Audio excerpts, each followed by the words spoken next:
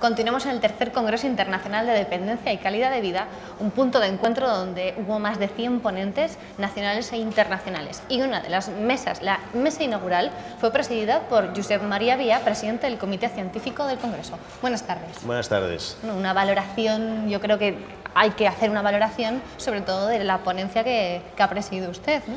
Crisis de los valores que inspiraron el estado de bienestar.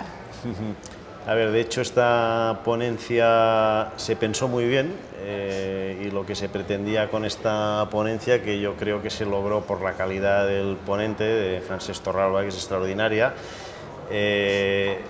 pues era tener una referencia desde el punto de vista que todo el mundo quiere tener acceso a todas las prestaciones del estado del bienestar, sean pensiones, sea salud y servicios sanitarios, sea dependencia, y muchas veces la gente olvida que esto tiene unos costes y se adquiere una especie de conciencia de gratuidad, y hay una serie de valores que estuvieron presentes cuando nació el estado del bienestar y que ahora podemos hablar de ellos y que han desaparecido.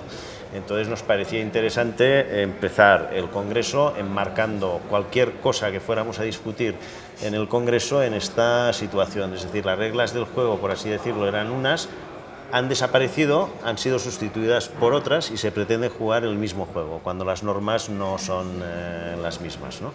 ¿Esto se puede solucionar con la intervención del sector privado?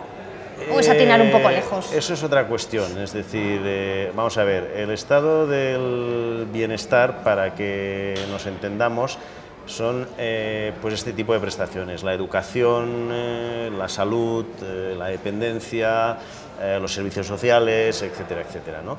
Eso nace al final de la Segunda Guerra Mundial en Europa, es decir, en un momento en el que los países han sido arrasados por la Guerra Mundial y los ciudadanos pues están mal.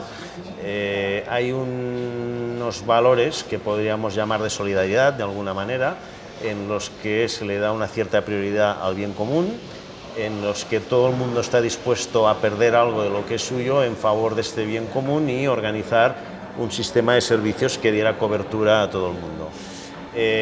Las sociedades se desarrollan, se enriquecen, esos servicios, digamos, adquieren carta de naturaleza, la gente se acostumbra a ellos, el desarrollo tecnológico hace que cada vez haya más servicios y más sofisticados, que cada vez se olvide más, que vengan generaciones nuevas que no han sufrido las dificultades, que van quedando relegados estos valores pues de solidaridad, de bien común, de responsabilidad, pensando en las generaciones futuras, etcétera, etcétera, y la gente está en una tesitura de ¿qué hay de lo mío?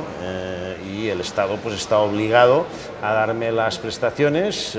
Yo no quiero saber nada, simplemente exagero para que nos entendamos, quiero reivindicar lo que es mío y ni siquiera pienso que la vida no se acaba conmigo mismo, sino que hay unos hijos, va a haber unos nietos y va a haber unas generaciones futuras que si nosotros acabamos consumiendo pues todos los recursos y no tenemos este sentido de generosidad que tuvieron nuestros abuelos y gracias al cual estamos disfrutando hoy en día de estas prestaciones, pues el sistema incrementará la crisis en la que ya está. Entonces, desde la perspectiva de esta crisis, sí tiene sentido hablar de la colaboración, del sector privado, porque si el sector público no tiene suficientes recursos para poder ofrecer estas prestaciones de forma universal a todos los ciudadanos, pues hay un sector privado que sí que está dispuesto a invertir y a colaborar. Lo que pasa es que cualquiera que vaya a poner su dinero para ofrecer servicios a los ciudadanos, pues lógicamente va a querer hacerlo en unas condiciones rentables y en las que, por así decirlo, las reglas del juego sean claras. Hablamos de crisis, podemos entender crisis supongo como una rotura, y dicen que las crisis es donde mejores ideas surgen. Aparecen las oportunidades, ¿no? Claro, ¿podríamos encontrar una solución a esta crisis de valores? Vamos a ver,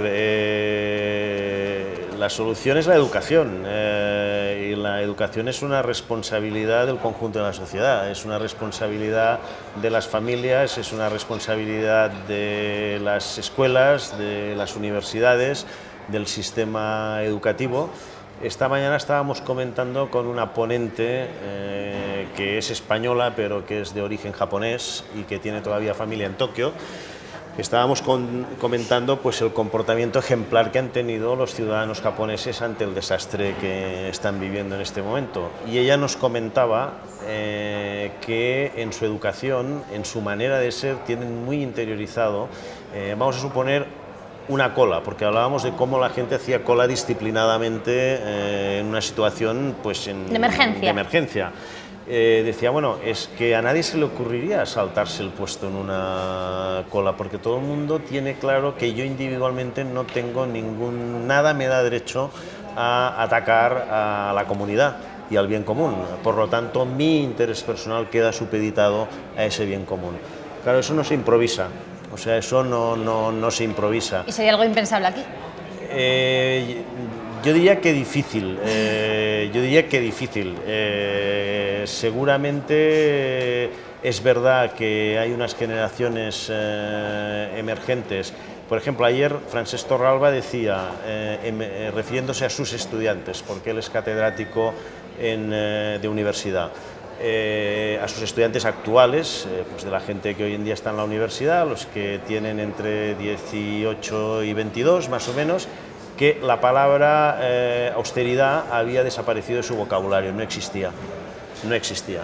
Entonces, claro, el estado del bienestar es inimaginable sin austeridad. ¿Por qué? Porque hubo unas generaciones muy austeras que se sacrificaron en favor de un bien común y hicieron posible unas prestaciones para todos. Después hemos venido unas generaciones que nos hemos consumido todo lo que otros ahorraron. Y vienen unas generaciones en las que ya ni se plantean, o sea, que la palabra austeridad ya no forma parte ni siquiera de su vocabulario corriente. Por lo tanto, hay un problema educacional, supongo. Educacional, que a veces lo que tienen las crisis es que hacen provocan aterrizajes forzosos en la realidad.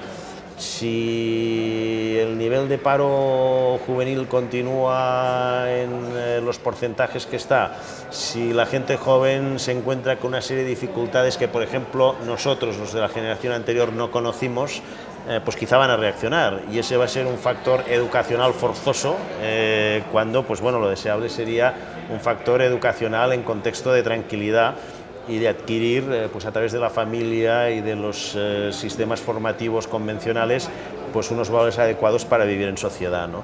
Ese es el problema que estuvimos tratando ayer por la mañana y que nos parecía importante para enmarcar pues el conjunto de ponencias, de mesas y de discusiones que hemos tenido en el Congreso, ¿no? Desde luego engloba prácticamente todos los puntos que podemos encontrar en el Congreso. Por lo menos es un referente a tener en cuenta, claro. Es un referente a tener en cuenta para cualquier tema que hayamos tratado en el Congreso, que han sido pues muy diversos y que han ido desde la nutrición en las personas mayores hasta lo que sea, ¿no? Hasta los sistemas pues complementarios de pensiones privadas, por decir algo, ¿no?